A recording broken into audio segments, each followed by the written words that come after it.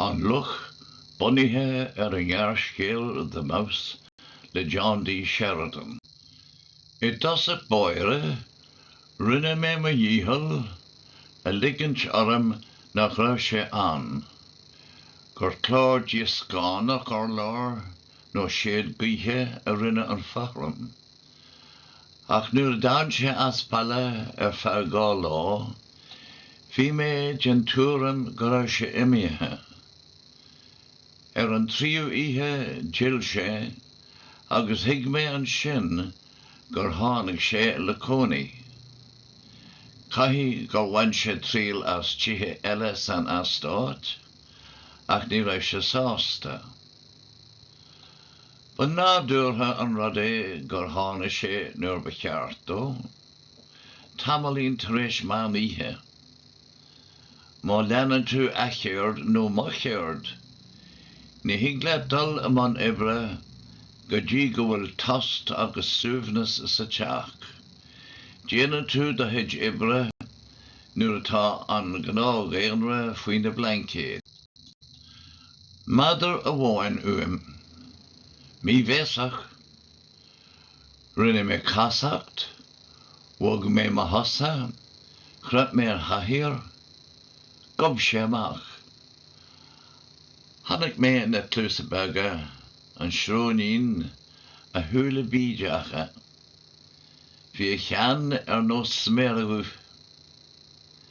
Bhí sé ho soiléir sin go bhéideann é foinseal amach ag paráid a thantais. Dá mé cílar bí aige, táim sásta I ma intin gur loch firin é. Ní mhacair sé leam a go dóthar sé aige ar an thistan. Fiú torra níos tarfa ar a híthar. Ba hama leam an brúra a aimh sé an sin, agus bharthú sé níos faide. A chaibh sé leor agus ní a seans aige. Ní a bheith sin slí bheithe ba cheart ó, slí na bhacail. Bhí obair le déanú agam, agus bhí éad orm ribhe, scríbere a go mórtas leam féin, éad profisiúnta. Lean mé leam tamil eile, ach an nnéadú dála, thuigh mé go dtí an bosca faoin staire. Thaid mé ar an amach, casar, tarnaí, seanróg, glas merigach agus gaiste luch. Lín mé go tapaí é, ní le píosa cáise nó ispín le itse, ach le blúra a ráin stálathe. Ní raibh tam agam don alíon tóracht, thóir mé sa spíce é, thur faoin spinge é, agus thacraí mé síos. Ar ais leam go dtí an seomra, dúnmharú ar mintin agam, agus réiti mé an gaiste ar an shelf.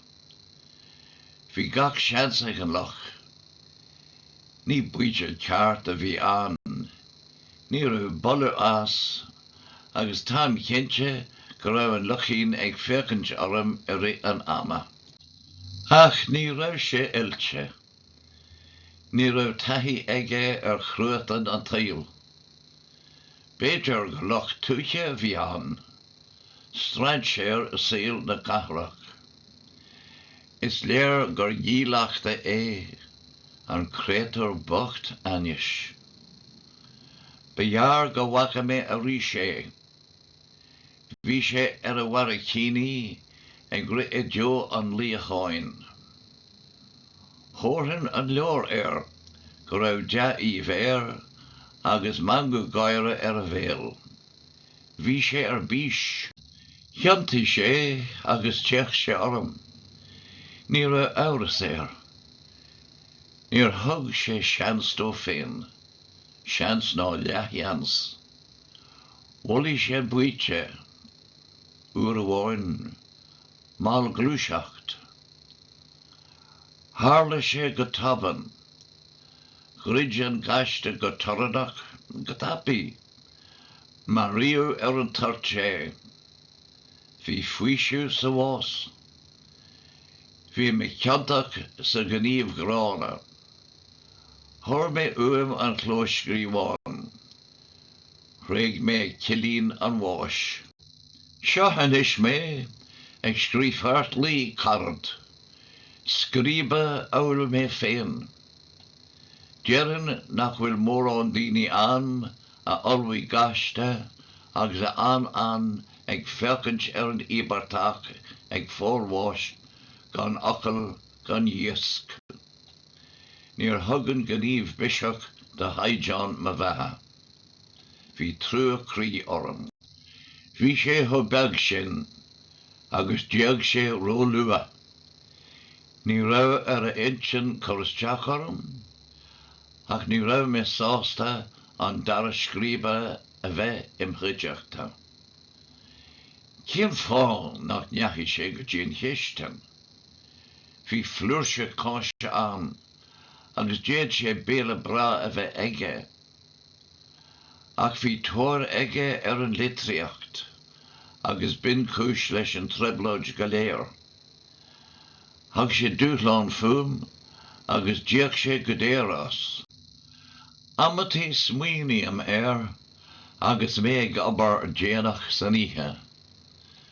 Dá mé cíal níos mó aige, péidir go méh sé an go fóil, bród as a fáistí agus a gar fáistí. Ach bhí crí loan aige agus básaíú go thóg é. Agus ceapam anis as ríis, agus mé ag búrú an clíscríomháin, go dlaisim scríbú séamh ar an shelf an aiceal an éamh agustín.